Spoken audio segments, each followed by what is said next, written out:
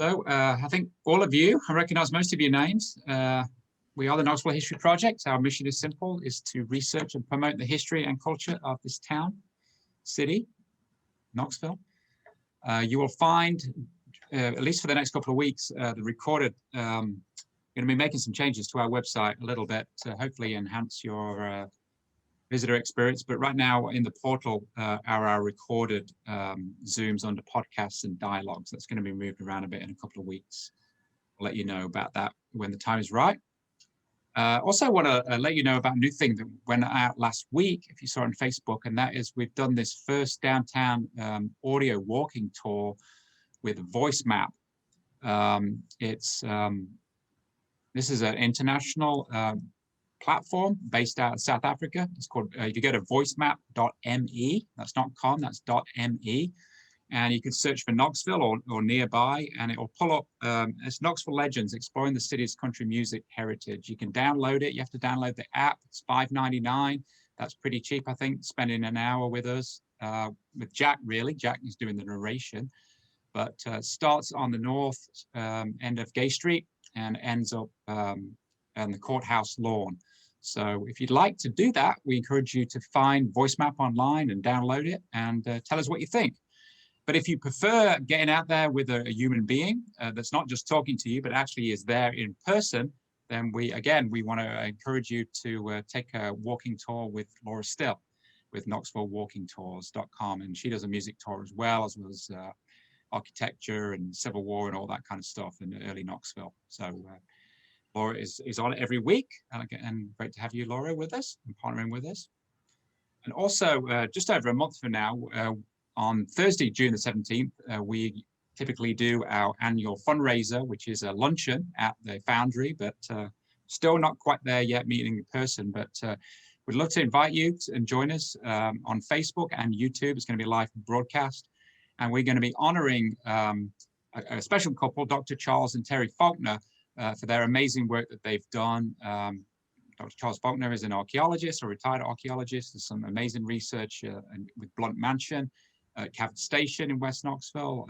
They both wrote a book together last year on rediscovering Fort Sanders, which I'm about 2/3 of the way through. Terry Faulkner has been kind of an unofficial historian of Bearden for many years, and they've done a lot of other things too. So we're thrilled to honor their work. If you're familiar with them, hopefully you'll join us. So we'll promote that a bit more in the next few weeks. That's coming up on June the 17th at noon. Thank you again, Lynn Fugate and Charles Thomas on City Council for their support of this series. Thank you. All right, Jack, I'll let you take it from here. All right, thanks for joining us. I have often given tours of Old Gray Cemetery, and I'm glad I got to do one in person a couple of weeks ago for UT non-credit for our Urban Hike series. Probably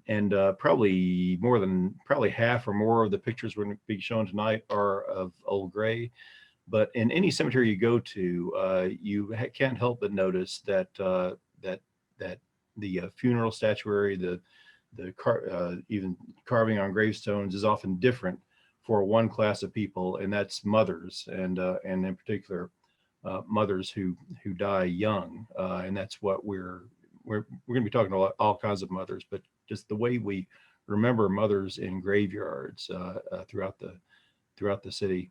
We're going to be hitting a lot of notes with this, funny and tragic and horrifically sad, but also some impressive stories as well.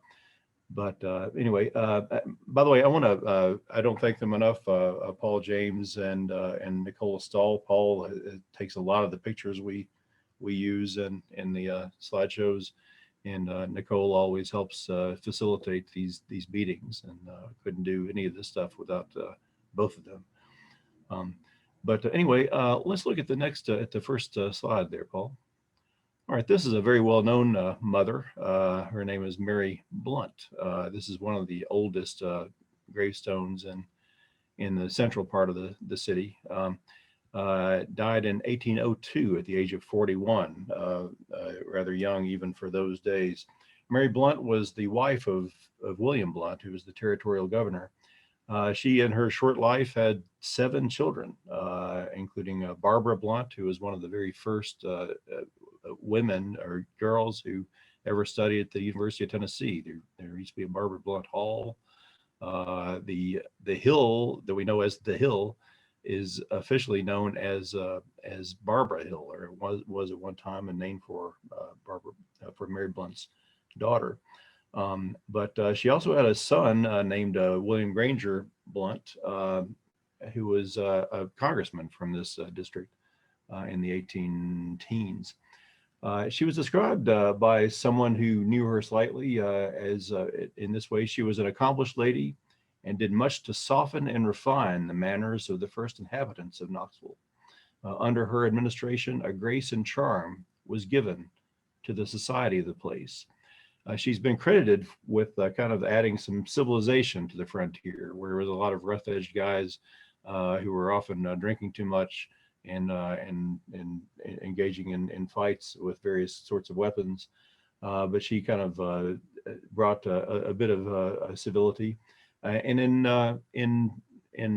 appreciation for that, a couple of interesting things are named for her. Maryville, the city of Maryville in Blount County, which is named for her husband, is named for her. As is Granger County, the only county in Tennessee named for a woman, named for Mary Granger, her maiden name.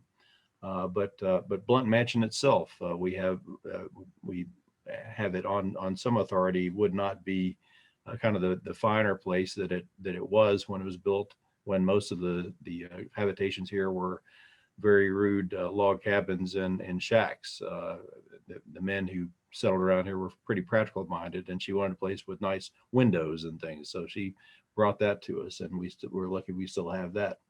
All right, next one, please. And this is in the First Presbyterian Church yard downtown. You may know. The next one, please, is also in the Presbyterian Church yard.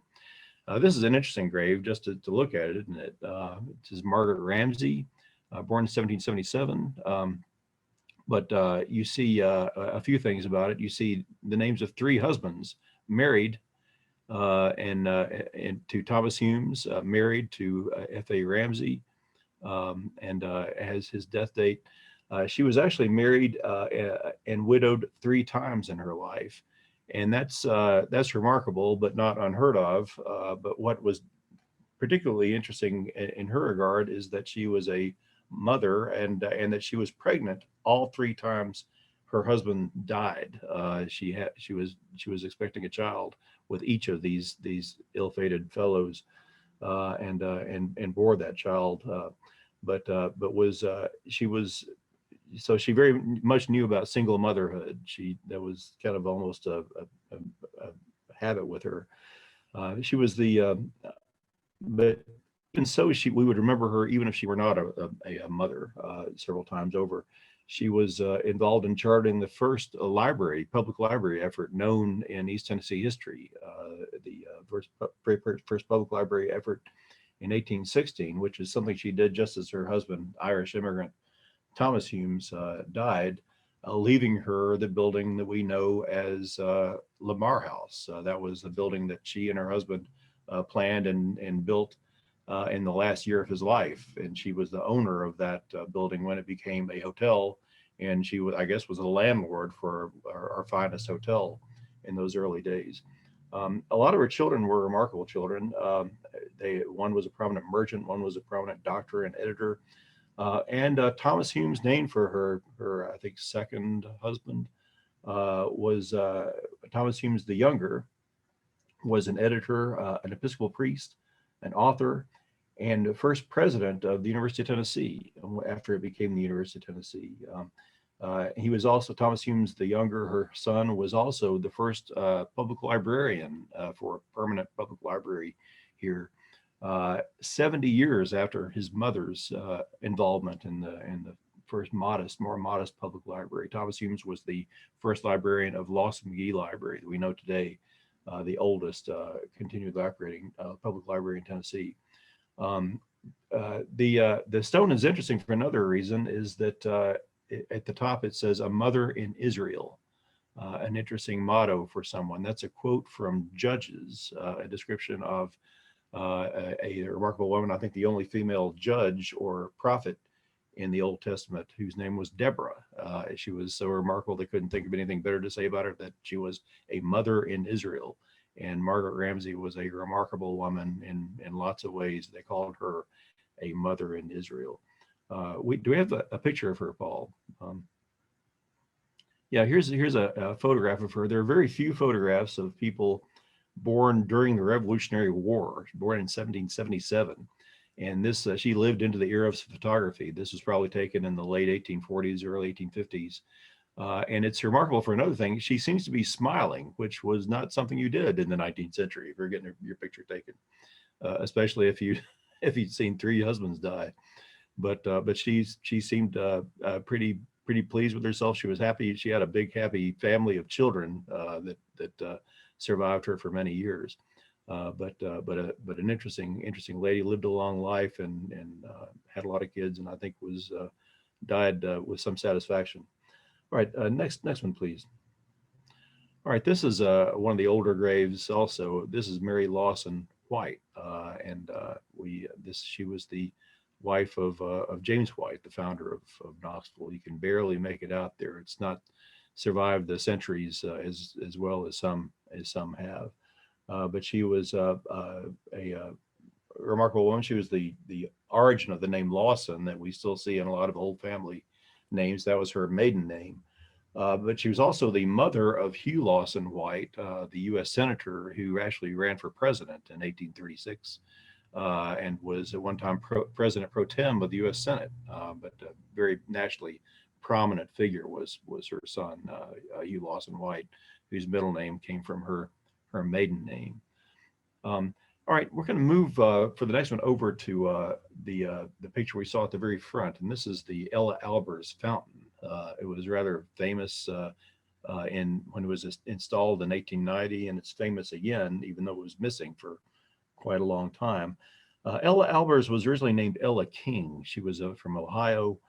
She married Andrew Jackson Albers, who was a former Union naval pharmacist who settled here and became a very successful pharmaceutical executive. Built the Albers Drug Company, but they married and they experienced a lot of the typical tragedies of the era. 2 of their children died as very small children. One as a baby, one at the age of 2.5. 3 others, though, survived into adulthood and started families of their own. Ella Albers, though, died at the age of 37. She died in 1889 after a few months of illness of what they called rheumatism of the heart. I don't think we have that anymore. We probably call it something else. But she died at 37, and that was a very young age to die, even in the 1880s. It was described in the newspaper. At last, the silver cord was loosed, the pitcher was broken at the fountain, and Mrs. Albers is gone. And I don't know whether Mr. Albers was thinking about the pitcher being broken at the fountain, but here's a fountain with a woman with a pitcher at the top of it. And it's not broken yet. So maybe he preferred to remember her that way. There's an interesting story about this. This was built in 1890. It was still there through the 1940s, even though there are some authoritative sources who claim that it was donated to a scrap drive during World War II. At some point, the 2 lower statues disappeared, but the rest of the fountain was still there in 1949. So obviously the whole thing wasn't donated to the scrap drive. The whole thing did disappear sometime, probably in the 1950s. And I don't know exactly when or exactly what happened to it, but it was actually a big fundraising effort that brought this back about 5 years ago. And I'm glad to say it's now again kind of the centerpiece of Old Gray Cemetery, as it was during the late Victorian era. A beautiful piece of work, kind of right in the middle of the cemetery. If you come into the main entrance, it's one of the first things you see as you approach it. But anyway, it's Ella Albers is another mother, and I think grief when a mother dies young, there's no greater grief than that, and I think that's what elicits these more elaborate funerary sculptures. This is made of this is actually cast in metal, by the way.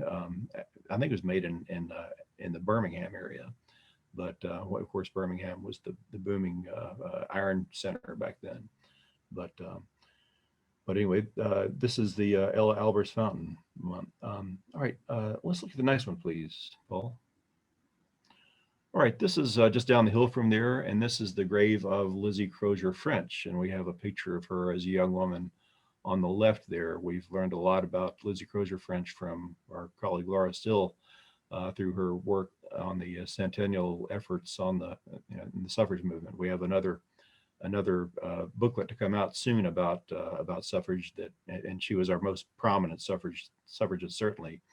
But anyone reading her flat-lying tombstone would, looking at the dates, would realize that she was widowed as a very young woman. She was a widow before she was 30 years old, and was a widow for the rest of her life. Her husband died after they'd been married for just a couple of years, and it was long enough to have had a child. She had they had a child who was born to them. So she was a single mother for most of her life. In fact, she outlived her husband by about 50 years, half a century. She was a widow, never remarried. But considering she was raising a kid by herself, she was affluent. She probably had some help, but she accomplished really remarkable things in her life. She was kind of she was remembered as a suffragist, but she had been a teacher for many years before that. Was a one-time principal of the Women's Academy, which was the main place women had to go here when they were not allowed to go to the university. But also she was kind of a public intellectual in interesting ways, that she would host forums and seminars on all sorts of subjects, not just feminism, but about the ideas about evolution or spiritualism or Unitarianism. She was interested in all sorts of things, and would host public events about them, both at her house, which was on Cumberland Avenue downtown, but also at the marketplace, at the Market House on Market Square. But a remarkable woman, but also a mother. Next one, please. As I mentioned, many of the most elaborate memorials are to mothers, especially young mothers, and this is, I think, another one of those. And there are actually two young mothers who are memorialized here. One is Lucinda Dickinson Cowan, who was a sister of Perez Dickinson from Massachusetts. And their cousin Emily, who was still up in Massachusetts, was a teenager, and they probably never guessed that she would one day be one of the most famous poets in American history. Their cousin Emily Dickinson was up in Amherst. I don't know how well Lucinda knew Emily. Perez certainly went back to Massachusetts and would have known her, and other family members did know Emily well, including some of Lucinda's children. But she died when Emily was just a teenager here in Knoxville, and in that short time that she was died in her at age 37, 38. She had two sons and five daughters. One son, James D. Cowan, became a businessman and a prominent leader at UT, a trustee at UT. Also buried, she's buried here, but also buried here are her daughter, Susan Penniman Cowan, who was named for her brother's wife, who was from Massachusetts and died only months after arriving in Knoxville at what she thought was going to be her new home. Of course, he eventually established what he called his island home, and that's how he named the neighborhood. But the Cowans lived on Cumberland Avenue in a rather large house. The Gardener's Cottage that we still see on White Avenue was one of her children's was in the yard of one of her children on Cumberland. But also buried here is Annie E. Cowan, who was Lucinda's daughter-in-law. She died at age 52 after catching a cold, but had four children. They described her when she died, when Annie Cowan died. Her happiness was fuller and more complete when she was contributing to the happiness of others. The hand that is now still was always open and generous and true, and the heart now pulseless beat in sympathy and love. That that's very Victorian flowery language, but it's also a description of what we think of as the ideals of motherhood. That her happiness was fuller when she was contributing to the happiness of others. All right, we're going to move to another part of town for the next one. This is a woman named, actually, it's a woman and a husband and wife. The husband's actually not buried here. This is a memorial to both of them, but the wife is Harriet Johnson. Was born in I think 1813, and she was born in slavery. She was her married her husband, whose name was Cupid. You see his name on the left. He died still in slavery before the Civil War.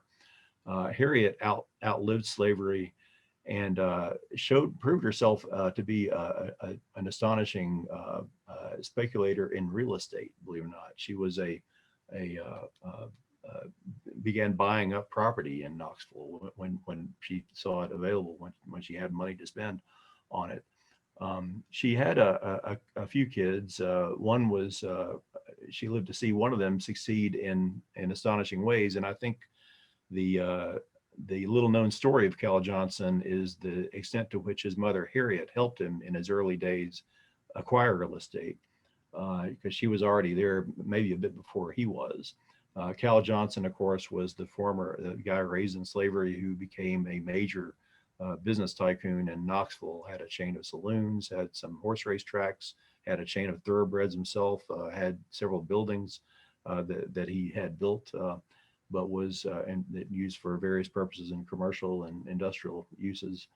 But a remarkable thing, you notice there on the marker it says erected by Cal Johnson in memory of my father and mother. So he respected his parents and what they had done for him, and I think that his mother probably did quite a lot for him. But anyway, he's buried in. This is in the Oddfellows Cemetery, which is over near it's over on Bethel Street, on not too far from 5 Points over there. But a lot of the family is buried here in this little fenced off little section there.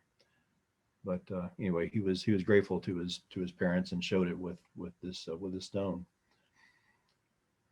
All right, next we're going to move back to Old Gray. This is the grave of Sophia Moody Park. She was the wife of the elder James Park. There aren't many people born as early as these two, maybe two of the oldest people buried at Old Gray, because they were born in the 1700s. Old Gray wasn't even established until the 1850s. But Sophia and James both lived into the 1850s, lived into very, very long lives, and many of their children lived very long lives. I think the Parks had tended to have long lives, and they had lots of children too. She bore 12 children, Sophia did, for James, and most of them lived long, productive lives here in Knoxville. She was born in Delaware originally, and James Park was an Irish immigrant that she married. He was a successful merchant, became Knoxville's second and fourth mayor, was also a pretty good writer in the papers now and then. But they were, I guess she was you could call her the second first lady of Knoxville. But they also lived in a house that we're glad to say is still there in downtown Knoxville on the corner of Cumberland and Walnut. The Park House is still there. It's now the headquarters of the Gulf and Ohio Railroad. So that's the house that they completed and lived in for about a century after it was completed. One of her sons, James Park II, was a Presbyterian minister at First Presbyterian Church for many years, and there's actually a big portrait of him, a guy with a big white beard, but this is actually his mother. And so she was anybody that has 12 kids and raises them up so healthily that they live into their 80s and 90s is a remarkable person. But her son James Park, by the way, was born and died 90 years later in the same house, the James Park house downtown. All right, the next one is a tragic story that I did not know about until this week. I was just actually browsing around in Old Gray yesterday, and I'd noticed this grave before, but I never looked it up. It's just a really elaborate, picturesque, kind of unusual Victorian elaborate grave, and it's also a name that's kind of funny if you try to say it fast. Rebecca Eckel is her name, and I thought I've got to look her up. Rebecca Eckel. She died in 1880, I think, which was probably the most picturesque time to have a grave, was about 1880. But it turned out to be a very tragic story of motherhood, a harrowing story of motherhood. She had children. She had a son that it must have been a family name that they named Yell, Yell. And I don't know if it's a good idea to name a kid Yell, but the kid he turned out to be a kind of had a reputation as a mean drunk, even though he had a job and had a family and seemed to be raising his family. He frequently drank way too much, and in what the newspaper described a phrase that would probably be flagged if I were to try to write it in a newspaper today, in a crazy fit of drunkenness. He was at home and was just wreaking all kinds of havoc, causing a lot of noise.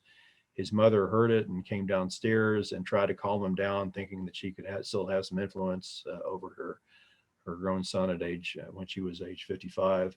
And what happened next was witnessed only by a Black woman who happened to be the sheriff's personal cook.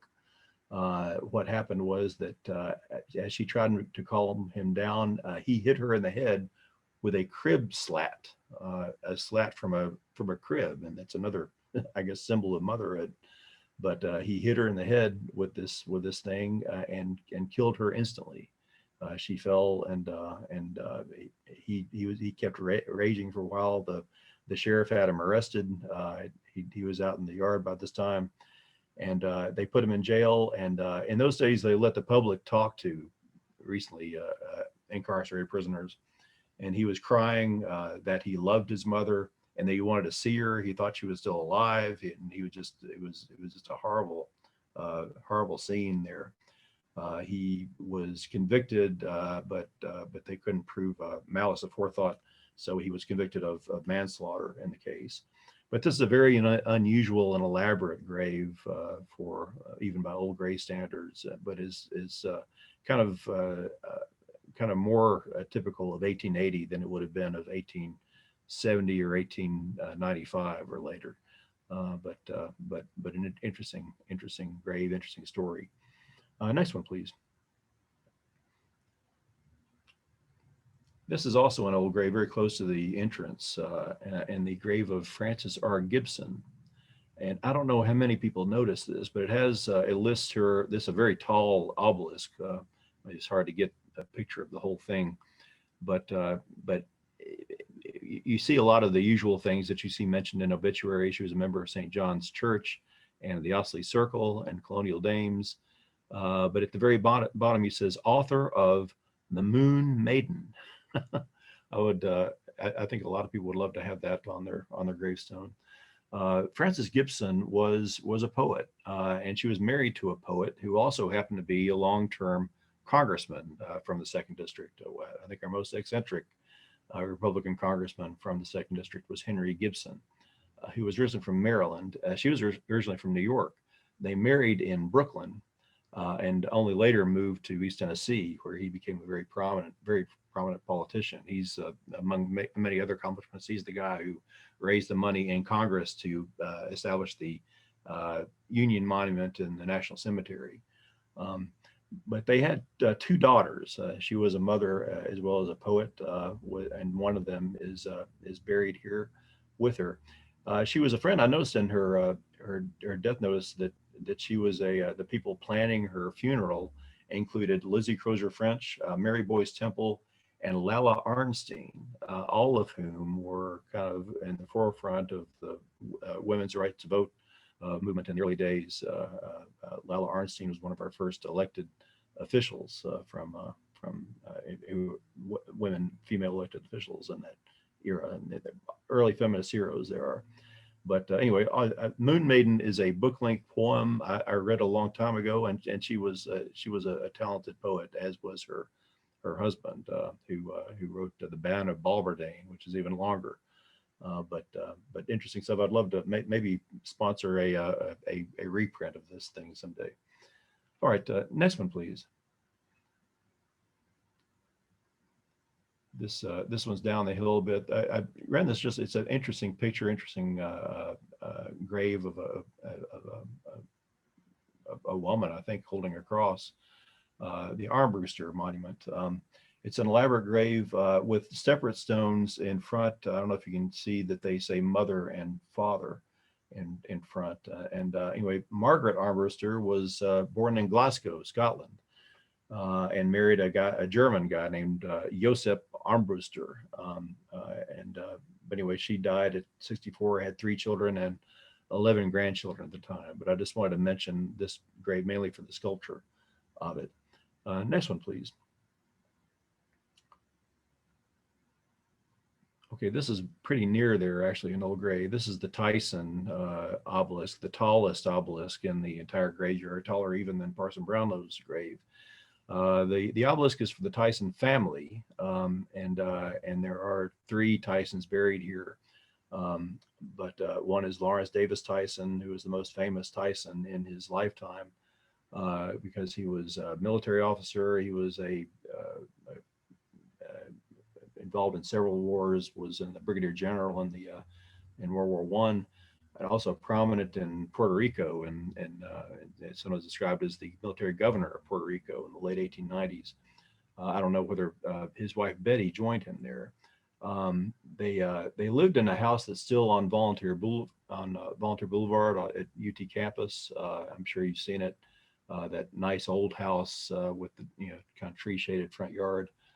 With the dog's grave behind it. That dog that's buried on campus was the Tyson's dog. But her children, she had 2 children, one named McGee and one named Isabella.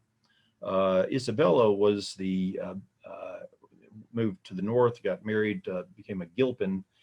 She's the grandmother of the first female president of Harvard University, whose name is Drew Gilpin Faust, who just retired rather recently. And she's also a very fine historian and author.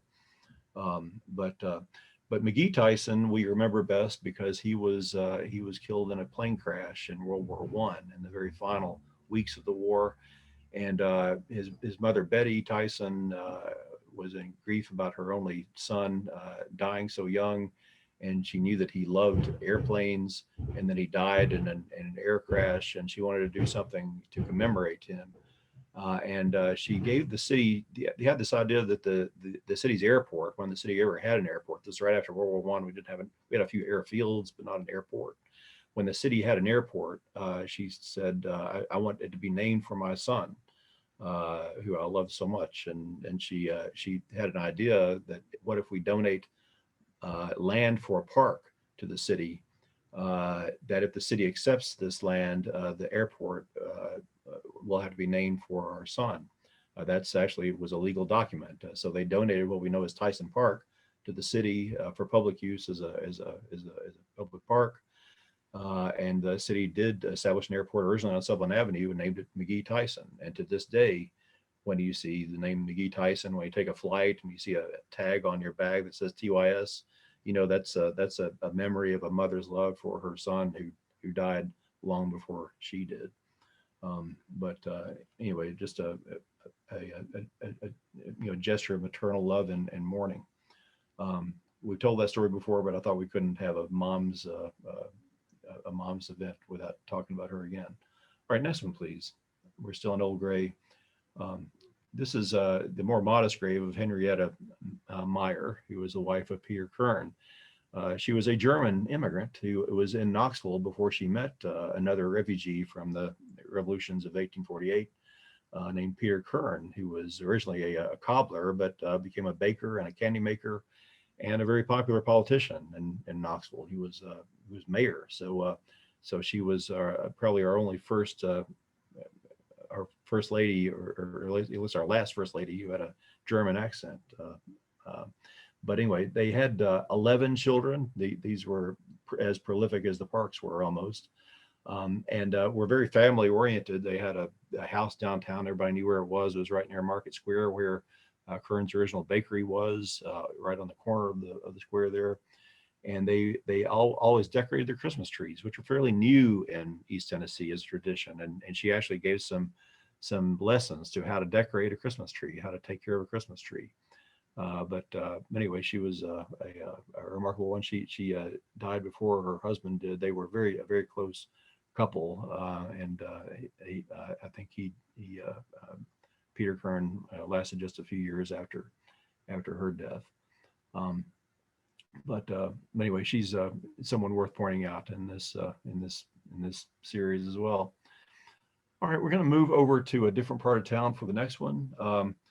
This is Ida Cox, Ida Prather Cox. Her name was Prather was her maiden name.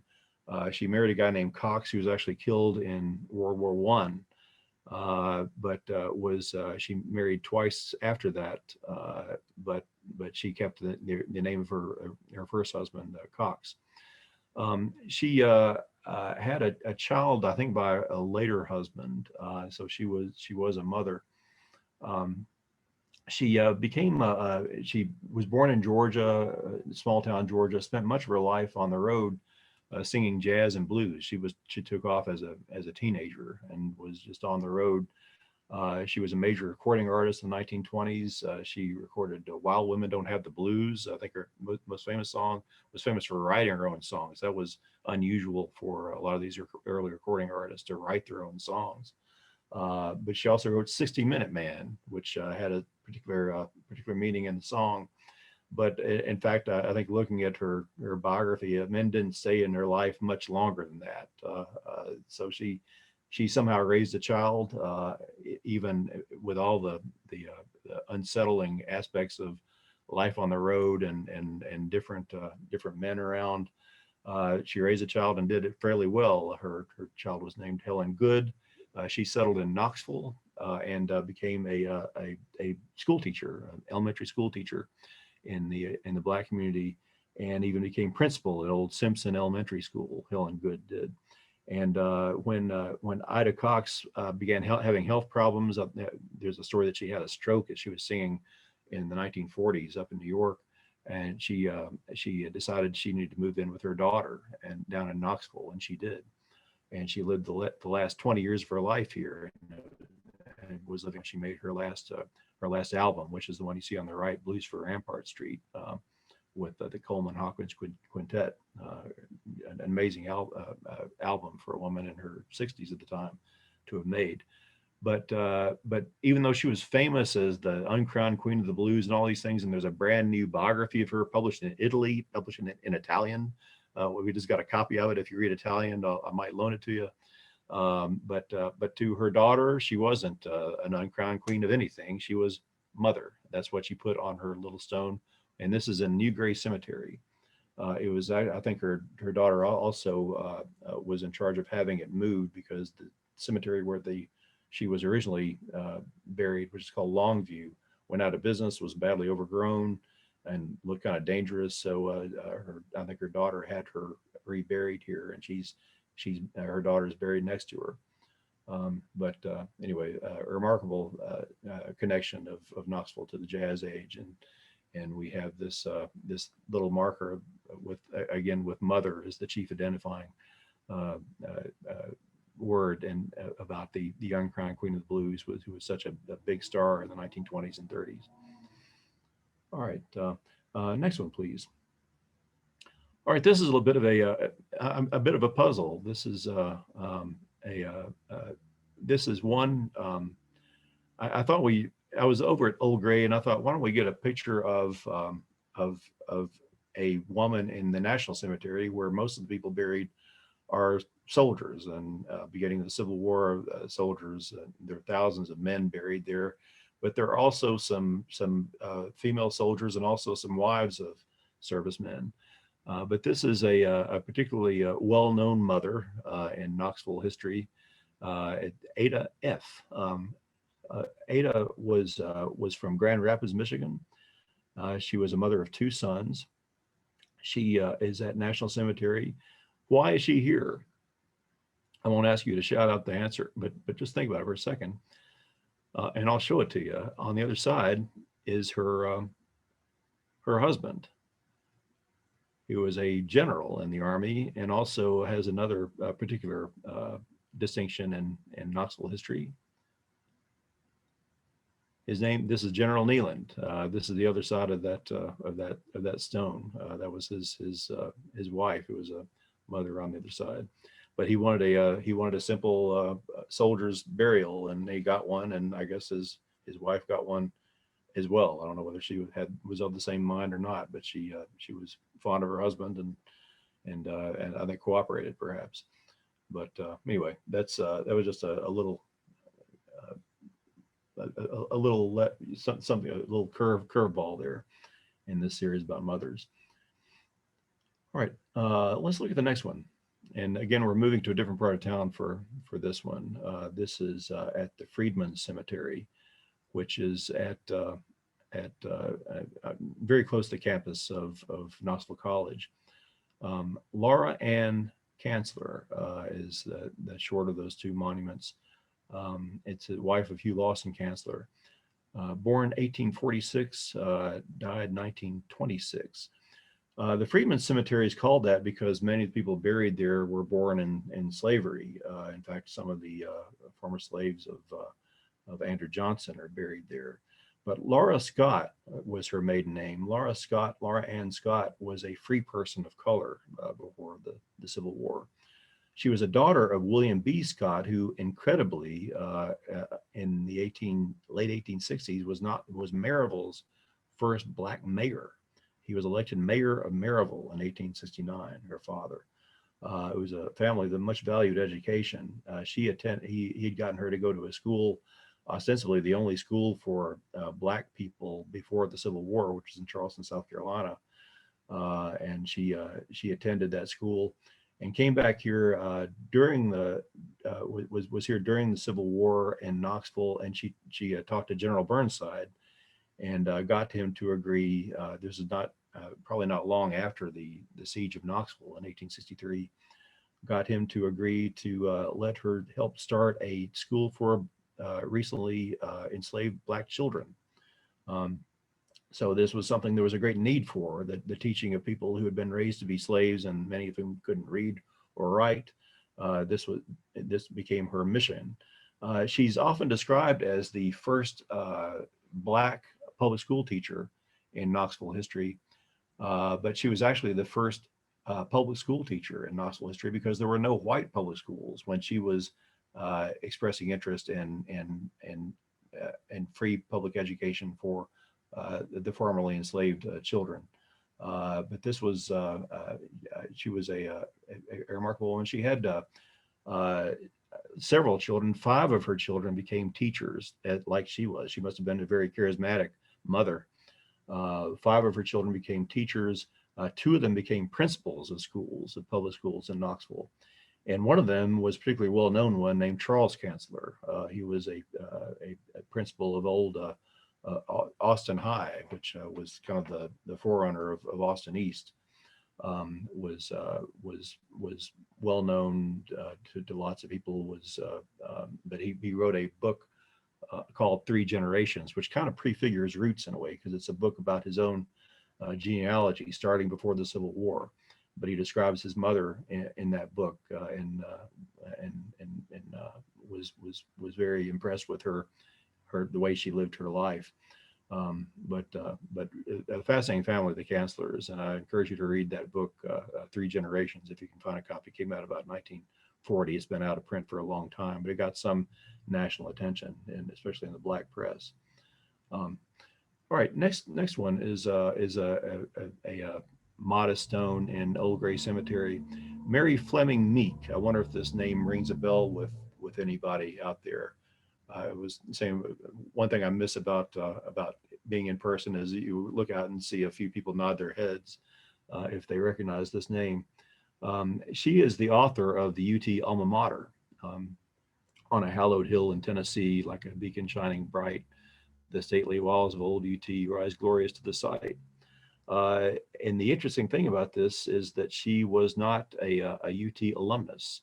When she was, you look at her dates, when she was college age, this was before UT admitted women as students, that she would have gone to college in the 1880s. It was just a few years before they started admitting women students. But she loved UT anyway because her father was on the board of trustees, and her grandfather, I think, had been an architect of one of the early buildings at UT. So she was very much immersed in UT and its culture and traditions and so forth. But anyway, she married and moved away for a while. She lived in Atlanta for several years and lived in Chattanooga for almost 20 years, I think. And she entered this contest in 1928 to write a fit alma mater for the university. It didn't have an alma mater yet, and a lot of people thought it should. And she wrote this and won the prize. This woman who was not a graduate of UT in her late 50s won the prize for the best alma mater, and they said we're gonna adopt this, see if people like it at least. And obviously people did. We still sing it today and at every football game. But it was only she won this in 1928, in October 1928. I don't know if this encouraged her, but just 3 months later, she moved back to Knoxville, her childhood home, with her husband, and was very much greeted with open arms. She had all sorts of banquets in her honor. She was invited to speak everywhere. But she'd been here for only about 4 or 5 months before she suddenly got sick and died. She died, I think, before she reached the age of 60. But anyway, it's her. She had her son who was at the time an attorney in Chattanooga. But I thought she was worth mentioning in this series on remarkable mothers. There are many remarkable mothers. Obviously, we had to weed out a few when I realized I might be going too long. But there are 100,000 probably remarkable mothers. We can do a whole different series next year. All right, next one, please. This is another one in the with the idea of women dying young, and especially mothers dying young, getting the elaborate markers. Rosa Alt Atkin married at age 18 to Frank Atkin, who was a prominent furniture maker. He was brother of C.B. Atkin, whose name you might have heard, who's connected to the history of the Tennessee Theater and the Bijou Theater, mantle manufacturer. But Rosa had they had a happy marriage. Apparently, they had 2 children, a little boy and a little girl, and she died of what they described as a lingering illness of several months at age 24. This is a mother of 2 who died at age 24 that this marker was built for. But Atkin, interestingly, Atkin remarried 3 years later, and his second wife died less than 2 years after their marriage, and I think he gave up on it after that. And his second wife has an inscription on one side of this grave as well. But this is something that I think people would build things just to try to make a gesture about something they just can't understand. A young mother dying at age 24. All right, we're going to move over to Lions View over to West Knoxville for the next one, and this is in the little churchyard on Lions View by what used to be called the Mount Pleasant Baptist Church. Texana, wife of Grundy Crump, died in 1911, age 63. This is another woman who was born in slavery and married a man who had been a Union soldier who had also been previously enslaved. But they raised a family together and helped of bricklayers. Grundy Crump, her husband, was a brickmaker and was a bricklayer. They that was their family business, and for a couple of generations they made bricks, and they made apparently just tens of thousands of bricks for this big project just down the street from this graveyard, which was the Eastern State Mental Institution, which we still have one building left, which was probably built of bricks made by the Crump family of the Lions View area. But remarkable family, and this was in the days when Lions View, most of the people who lived on Lions View were African American in the late 19th century. But we learned about her when we wrote our Bearden book, and learned at that time that her great granddaughter is a woman who is an editor, a fairly prominent editor and writer in New York City today. Her name's Malika Adero, and she is working on a story of her family, of the Crump family, going back to Grundy and Texana, who kind of the matriarch and patriarch of the Crump family. Just a remarkable story that she thought should be told, and that people would find interesting, and I'm sure that they will. Next one, please.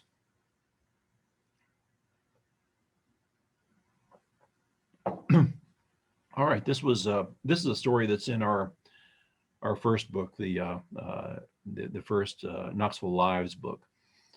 You notice this is one family, and of four people, ostensibly equal in some ways, but one grave is extraordinarily different from the other, isn't it? And that is the grave of the mother. This is Belle Coffin, wife of Thomas L. Williams. That's Thomas Lanier Williams. She has both an elaborate gravestone, which looks almost like a house, and a footstone, and the others just have simple graves. This partly reflects the different times they lived. The three later ones are all from the 20th century, but also I think the grief of a mother dying very young. She died. Belle Coffin Williams married Thomas Lanier Williams, at that time a very promising young politician. They had three kids, and lived a pretty posh life in downtown Knoxville. But she came down with something, I think it was probably tuberculosis, died in 1884. Two of her children are buried here with her, who lived into adulthood. One of them is named Ella Williams, who is I've actually have known people who knew her well. There are still a few people around who remember Ella Williams. She was kind of an eccentric old lady in the 1930s, 40s, 50s who had a curiosity shop downtown. But she was but one is Cornelius Coffin Williams, who outlived his mother by 70 years. Cornelius Coffin Williams, I believe, is on the right of that group. But C.C. Williams was the father of the playwright Tennessee Williams. So Belle Coffin Williams was his grandmother. Anyway, Cornelius Coffin Williams moved back here. Spent a lot of his life in St. Louis when he had a family, and he and his wife separated, and he came back to his hometown in later years, and this is where he died and was buried. Tennessee Williams actually came to his burial in 1957 at this place, and surely looked at and probably touched the grave of the grandmother that he never knew. She died long before he was born. But all right, and while we're in this corner of Old Gray, I want to talk about another grave that's not kin at all, even though it's another Ella Williams. This is literally just a brief, small stone's throw. You can even throw a vacuum cleaner, and it's just a few yards away from here. But Ella Cornick Williams was a remarkable woman, born in 1876. She was an affluent woman, daughter of an attorney, and also an heiress to the Boyd family, which went way back. Her great grandfather was a mayor of Knoxville. they were very well known in the Boyds in the 19th century. But she grew up with lots of resources, lots of options. She was a vivacious young woman. She was a competitive card player. She loved whist and euchre. She was believed to be the first female golfer in Knoxville history. In the 1890s, she played on a 9-hole course out near Chalahowie Park, which was ordinarily reserved for men. They had a men-only policy, but she apparently charmed her way into it, and she played some golf there and was pretty good at it apparently. She was also co-founder of the Tuesday Morning Music Club, which was established in the 1890s and actually still exists. I've been to meetings. They still get together and play music together, mostly classical music. But she married a very prominent doctor and professor, and they lived a wonderful life for a few years, but before it turned tragic. She bore 3 children. 2 of them died in very young ages. That's not all that unusual. But then she got sick and died. I think she also got tuberculosis. She was sent to a sanitarium in North Carolina and died there in 1914 when she was still in her 30s, leaving one daughter who survived her, whose name is well known today. Her daughter is Eugenia Williams, who built the enormous house on Lions View, actually right next to the little graveyard we just saw. So it all connects around, doesn't it? But we're giving tours of the Eugenia Williams house, by the way, and you can sign up for those through the Ascent Foundation website. 2 tours every month. But anyway, this is her mother, really a wonderfully remarkable, talented woman, and it's a shame that she died so young. I think she would have been more famous than Eugenia if she had lived, perhaps. All right, I have just a couple more, and again we're moving over to. Oh yeah, I'm sorry. This is her family plot, and it's kind of oddly arranged, isn't it? That's you see Ella Cornick Williams kind of in the foreground. And these are 2 of her children on the left, her husband, David Hitt Williams, immediately next to her, and then Eugenia Williams over to the right. So Eugenia Williams, who built the big house on Lions View, just one of the biggest houses ever built in Knoxville, certainly in the 20th century, had a very, very modest gravestone. She lived almost the age of 100, very much unlike her mother. Eugenia Williams died incredibly, like 85 years after her mother did.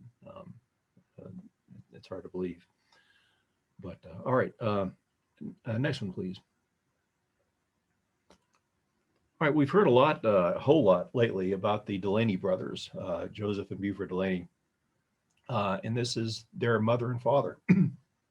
Their father was a excuse me, a Methodist minister, and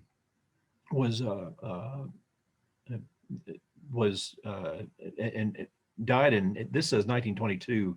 A lot of other sources say 1919. In any case, Delia, his wife, the mother of the family, outlived him by quite a long time, almost 40 years. Delia had remarkable sons. Her son Sam Jr., that some people remember, including our former Mayor Dan Brown, used to get his hair cut by their son Sam Jr. But her other sons were Buford and Joseph Delaney, the famous artists who were famous in New York, Paris, and other places. She remained close to her sons even when they had moved away. Even when they were living in New York, they would come. They would write to each other, and would visit when they could every 2 or 3 years. I think both Buford and Joseph painted portraits of Delia Delaney. And when they first became famous, reporters went to her house and interviewed Delia Delaney, who lived at that time at 815 East Vine Street, in the house where the artists were born. And she lived there at least through 1957. And I hate to say it, but I think she might have been kicked out by Urban Renewal just weeks before her death in 1958. she was a very old woman then. I don't know whether that the forced move might have contributed to her death or not, but it was a house up near where the Weigels is today, and I'm glad there is a marker, a historical marker about where that house was. But she was an amazing woman. Her skill, she was a very creative, artistic woman herself. Was a quilter and a cook, and just really kind of brought out the creative urges of her kids, and helped direct them, I think, to some extent too.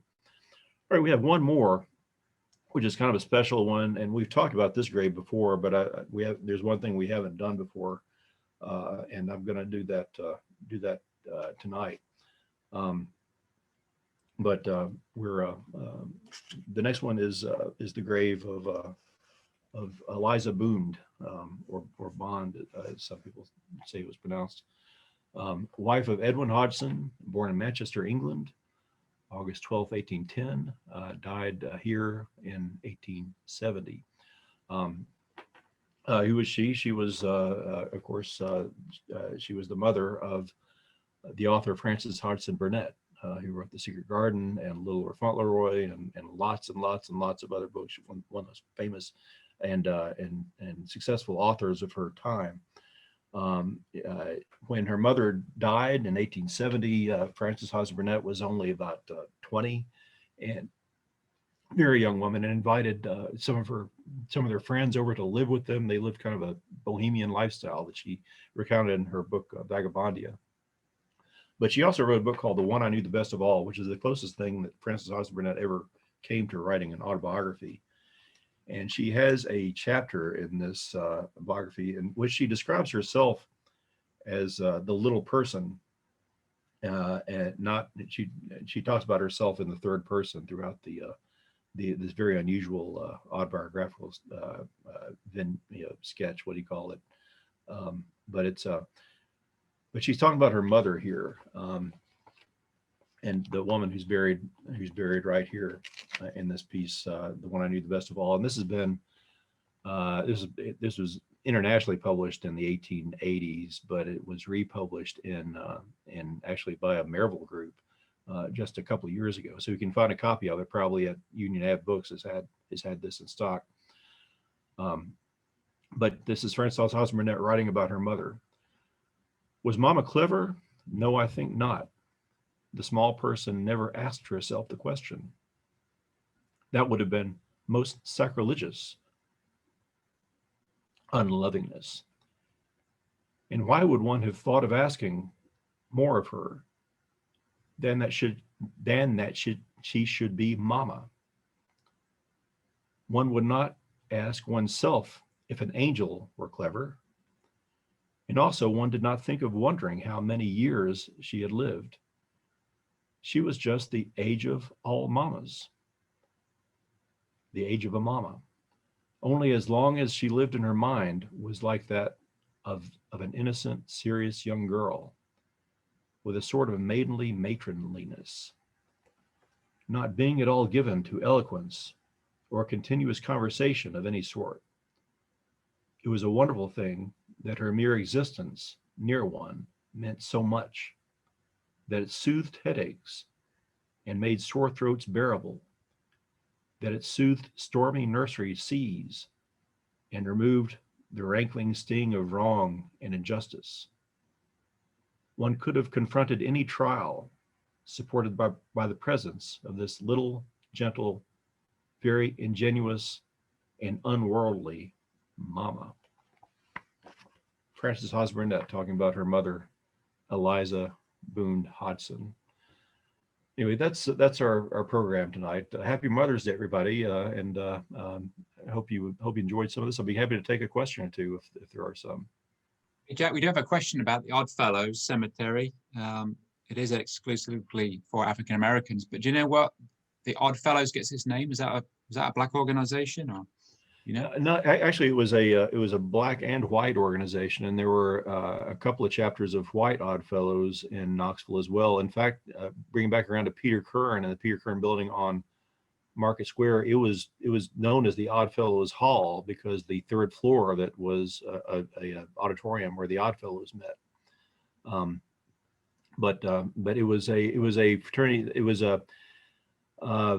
like the Knights of Pythias, and there were lots of secret fraternities that propped up after the Civil War, especially kind of in sort of in the tradition of the Masons, that they had secrets, and they liked the fact that they had secret rituals, and that they were a little bit different from everybody. And I think that was why they did things that were sometimes deliberately odd, as the Masons do. And I think they enjoyed that distinction, that difference. That's my guess about why they were called Odd Fellows. But that was that cemetery in East Knoxville is one of the larger black cemeteries in town, and was established by the Odd Fellows fraternity in 1880, I believe. And it was mainly people who had been members of the Odd Fellows who were buried there, but I don't think entirely. I don't think it was exclusive in that regard. Well, I'm glad to have so many good stories, because I think mothers and women in general often get left out of history, but we got a lot of very fascinating mothers in Knoxville history, and many, many, many, many more that we didn't get to tonight. I knew that we were going to be paring it down to kind of a sharp edge, but about an hour and a half ago, I talked to Paul. I said, I think we have too many mothers here, so we threw a few out, and we're gonna maybe revive them for another Mother's show next year, perhaps. All right. Well, happy Mother's Day to all the mothers out there. I know that there are some. And if you have a mother around, remember her on Sunday.